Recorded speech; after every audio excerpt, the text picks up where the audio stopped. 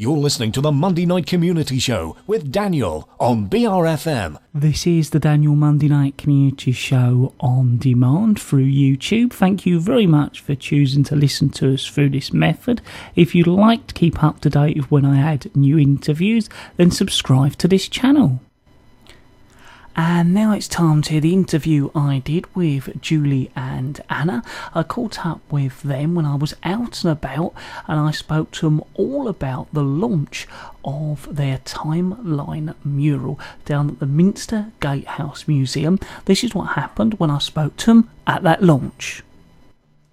So we are out and about at the Minster Gatehouse Museum, and when we were talking to Anna and Julie, firstly it's good to speak to you, and but it's a great day for you as well. Yes, Lovely to see you two again. Yeah, glad you could come, Daniel. Brilliant. No, thank you for inviting me. Oh, it's been a lovely opening. Everyone's here. There's lots of people here seeing it, and lots of good comments about the timeline mural. So it's really.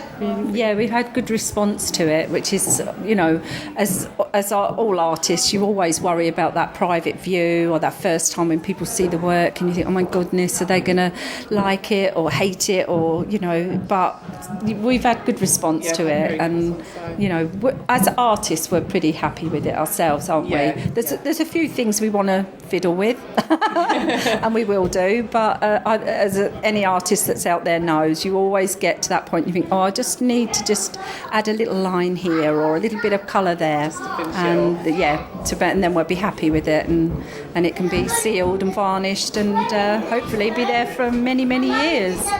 Well, I've just had a look at it, and it's quite amazing just how much you've managed to fit in. There's little bits I recognise. I thought, I'm glad you got that in. So. I know, we had to edit quite a bit, didn't we, Anna? Mary and Yvonne, who are sort of like the main people that helped with the project. It was Mary's and Yvonne's idea, really, wasn't it? Yeah. And Mary Tomset and Yvonne, I can't remember her surname now. We just say names, don't we? Yvonne and Mary. But no, she worked really hard, and then what happened was that we had to research and decide which bits were going to go on the wall. We had several meetings, didn't we? Several meetings where we'd sit and go through, and at some points I'd get quite confused. With all the different dates flying around, but I have to say it's actually really been a very good history lesson for me, even because I'm not one who took too much interest when I was at school, but now this has really captured my love of history now. And archaeological bits and pieces as well. I mean, it's just such an amazing space and an amazing little museum. And Mary and Yvonne really are amazing people with such a knowledge of history. The support that they've given us, every step amazing. Of the way they've been by our side, so we sort of don't see it as just our work, really. We did the painting, but Mary and Yvonne did so much hard work helping us locate what part of history we were going to depict, and we would start off at one thing with maybe 3 or 4 images and say, well, how about this, how about that, have meetings and say, well, actually perhaps it would be better to have Tam Cottage Inn, or the hulks that were out in the estuary. So it was a lot of meetings and looking at things initially to try and decide what we were going to depict, because the island has got so much history. It's unbelievable. We were absolutely gobsmacked, weren't we? It's a modern terminology there, but. Well, it's putting it all together, because one of the things, you sort of know bits of history, you know that bit of history, but you don't always know quite where it appears in the timeline of history. Yeah. But that's the idea even for the children, is now that they will be able to use the timeline to guide them and know where everything fits in and the time that it came. It's a very visual thing, and Mary and Yvonne and all the other volunteers as well, when people come here, they'll give a little tour and talk about various parts of the history, and hopefully the timeline is going to help children really understand and see what the different parts of history are, mythology and things as well. And I think my favourite part was finding about the grey dolphin legend and that was really interesting. And also, you know, things like King Henry coming onto the island and things. It's just you wouldn't have realised this before. No. So yeah, I think it's all really good things that the children can learn. Yeah. And to think, you know, on this little island, you know, that we've had royalty stay and come here for safety at one point, away from the London plague, you know. So we have a lot to offer this little museum, this island. I mean, we love it with a passion. And but you know, if people come and visit, it's on Fridays. Mary, through the summer holidays, has run a dressing up thing, hasn't she, and art. And the children have come here and done dressing up and art while we've been working on the painting.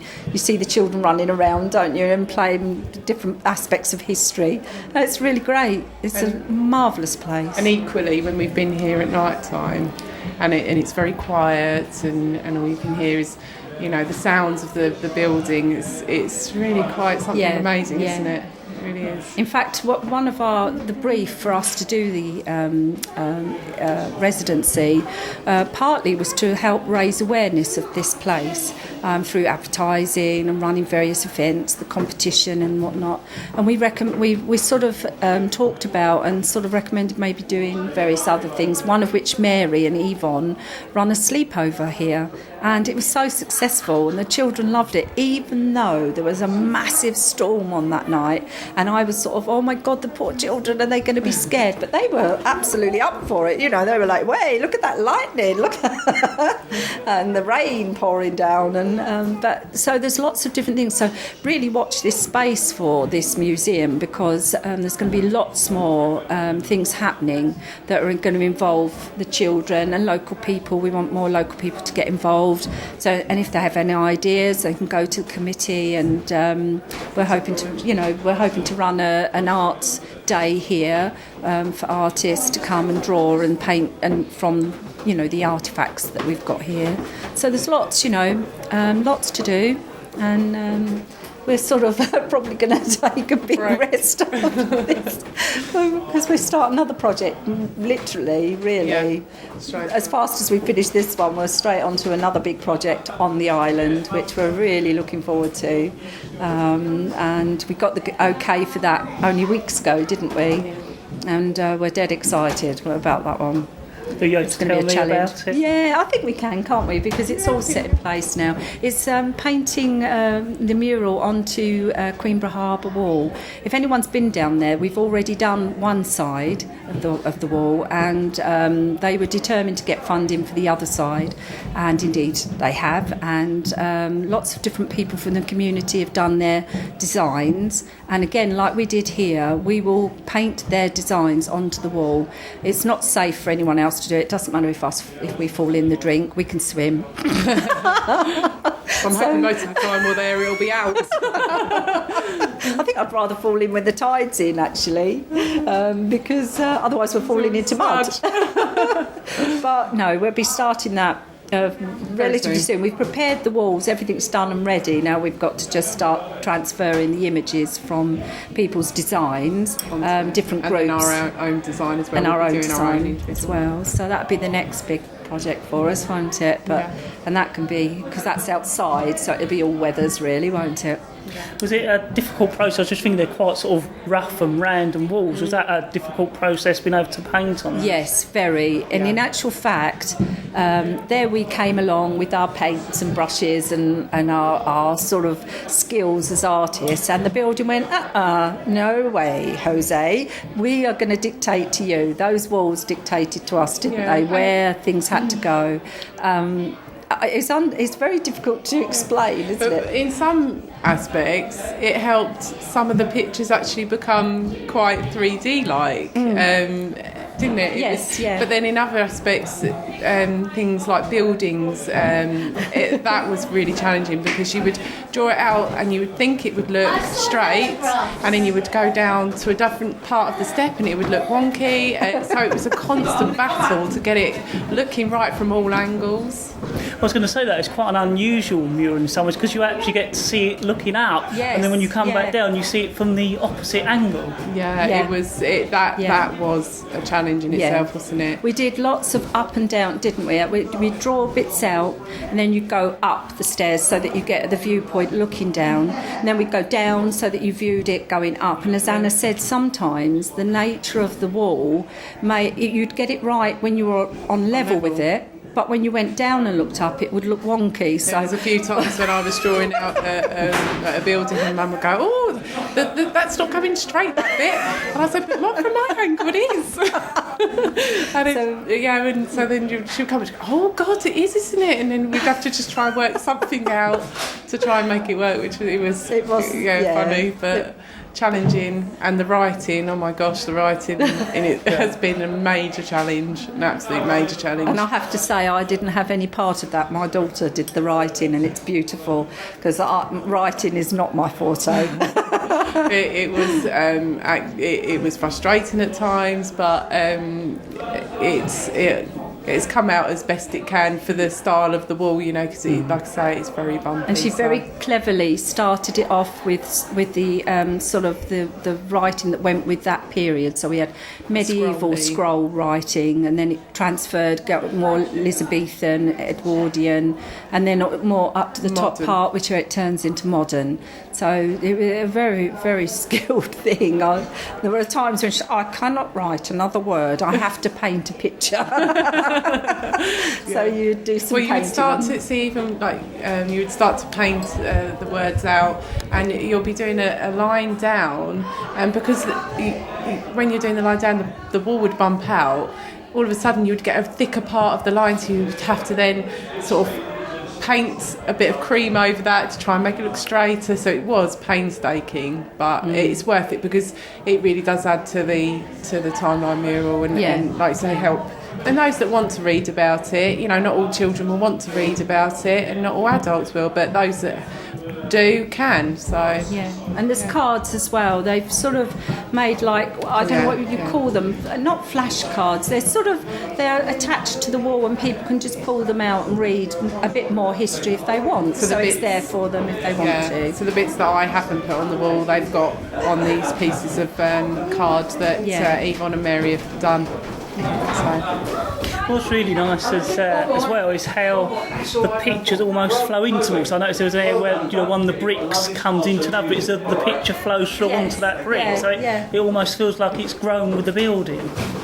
Yes, it has. And also, we've used sky and the sea to sort of bring each picture together as well, haven't we? Yes. As you go up, and that's also helped them each picture connect together quite nicely. And we wonder, in years to come, because obviously some things didn't work, and when we were doing them, we were like, not happy with that, and it didn't register with the next piece, and so we think, well, okay, we're going to take that one out, so paint over it and start again. So in future years, many, many years down the line, if somebody's here working and they're chipping away at the walls, they might find some other pieces that with the mosaics, the Roman mosaics, where they clean something, there's some artwork under here, I wonder who did that. Well, it's us.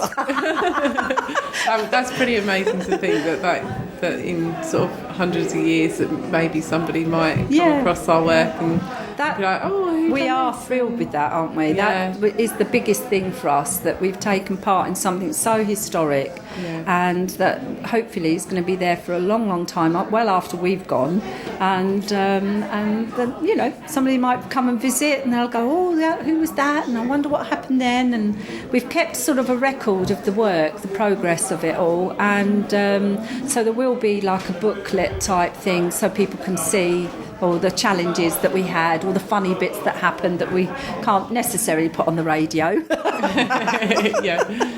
But it'll be in the book, hopefully, and different things that people have said to us when they've been coming round and looking and taking part. That's the other thing. As we've been doing the mural, we've met some really amazing people as well, haven't we? And they themselves have really wanted to be informed about what's happening, and there's been people from America, Canada. We've started a Facebook page, New didn't Zealand, we? Germany, Australia, Germans, wasn't there? Yes, Germany. So quite a lot of different things. And each person we've sort of said, well, we've put some stuff on pages now. Is that what they call it now? Yeah, Facebook. Oh, Facebook. I'm not really a technical Facebook page. my daughters, and so we'll be putting a lot onto that now. So if anyone wants to find us, is it all right to say? Yeah. Go to Bespoke Murals on Facebook. Facebook.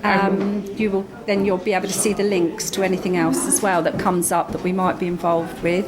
Yep. And so I mean we've had such fun, haven't we? Yeah, it's been lovely, and the people, we've got cold at times, really cold, freezing cold. Your hands and your feet are absolutely freezing, and to the point where your toes go numb. But you just get on with it, don't you? And to get the end results. I don't know whether there's a little girl, one of the winners. I don't know if she'd like to say a couple of things on the radio. Yeah, we could. Yeah, could we? I wonder if she would. Amy? I was hoping you could tell us a bit about your picture. Well, I drew actually the Hearty Ferry Bridge because it's something that I've known all of my life, and I near enough go over it every day. So when I thought of the island, I actually thought of the Hearty Ferry Bridge. And is this the first time you've actually seen it up on the wall? Actually, yeah, and I actually didn't think it was going to be on the wall because I thought that would be a bit difficult, but they've made it work. Oh, well, it was a lovely piece of artwork, Amy. We were really impressed. It was a lovely piece. And if people come to visit, they can have a look, can't they? You're right at the top in the timeline. So. Well, thank you very much for talking a bit about your picture. Thank you. Thank you, darling. Thanks. and please come and visit this lovely museum, everybody out there. You're missing a gem. It's a wonderful little place. Yeah. Once again, thank you very much. Thank you. Thank you.